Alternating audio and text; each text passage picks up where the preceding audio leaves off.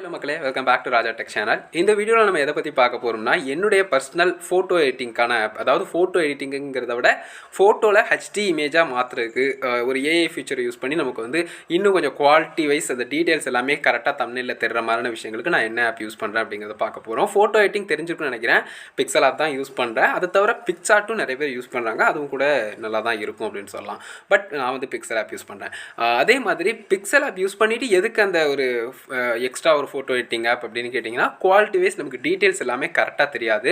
உதாரணத்துக்கு ஒரு இமேஜ் எடுத்துக்கிட்டாலும் சரி, நம்ம வெளியேருந்து ஏதாவது ஒரு இமேஜ் டவுன்லோட் பண்ணனாலும் சரி, நம்மளுடைய ஃபேஸையே இப்போ தம்ப்நெயில்ல வைக்கிறனாலும் சரி, அந்த டீட்டெயில்ஸ் எல்லாமே அவ்வளோவா தெரியாது. ஸோ அதனால் வந்து பார்த்தீங்கன்னா இன்ட்ரெஸ்டடாக இருக்காது. தம்ப்நெயில் பார்க்க அட்ராக்டிவாக இருந்தாலுமே ஓரளவுக்கு ஒரு மாதிரி டல்லாக தெரியும் இல்லையா? அதனால் வந்து பார்த்தீங்கன்னா அந்த ஒரு சேஞ்ச் வந்து பண்ணுவோம். ஸோ இதை பொறுத்து பார்க்கும்போது நீங்களே ஸ்க்ரீனில் பார்க்கலாம். ஜஸ்ட்டு நான் வந்து அந்த டீட்டெயில்ஸ் எல்லாமே காட்டுறேன். இமேஜோட டீட்டெயிலையும் காட்டுறேன், என்னுடைய ஃபேஸ் டீட்டெயிலையும் காட்டுறேன். பிஃபோர் அண்ட் ஆஃப்டர் எப்படி இருக்குது அப்படிங்கிறத நீங்கள் பார்க்கலாம். ஸோ இந்த மாதிரி இம்பேக்ட் கொடுக்குறது கண்டிப்பாக யாரும் வேண்டான்னு சொல்ல மாட்டோம். ஸோ அதனால தான் இந்த ஒரு ஃபோட்டோ எடிட்டிங்கான அந்த ப்ரோ அப்படிங்கிற போலிஷ் அப்படின்னு சொல்லிட்டு கொடுத்துருக்கோம். ஸோ அந்த ஆப்பை வந்து நான் வந்து யூஸ் பண்ணுறேன். இது தவிர நான் பார்த்து வந்ததுன்னு கேட்டிங்கன்னா ரெமினி ஆப்பை தான் பார்த்துட்டு வந்தேன். பட் அதை நான் இன்ஸ்டால் பண்ணல. எனக்கு இந்த ஆப் பெட்டராக தோணுச்சு.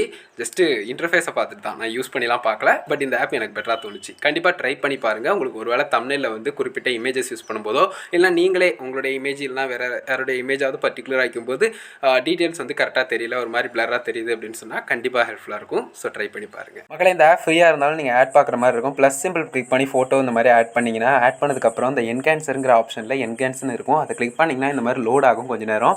ஸோ இது லோட் ஆகி முடிச்சதுக்கப்புறம் உங்களுக்கு வந்து ஜஸ்ட் இந்த மாதிரி வந்துடும். ஸோ இதை நீங்கள் ட்ராக் பண்ணி பார்க்கலாம். பிஃபோர் அண்ட் ஆஃப்டர் எப்படி இருக்குங்கிறத நீங்களே பார்க்கலாம். அவ்வளோ எஃபெக்டிவாக இருக்கும். ஸோ ஜஸ்ட் வந்து பார்த்தீங்கன்னா இதில் வந்து நம்ம ரிமூவ் பண்ணோம் அப்படின்னு சொன்னால் 3 தடவை ஆட் பார்க்குற மாதிரி இருக்கும். அதாவது 2 தடவை தான் பார்க்கணும். இன்னொரு தடவை நீங்கள் பார்க்கணுன்னா பார்த்துக்கலாம், இல்லை ஆப்பை விட்டு வெளியே வந்துடலாம்.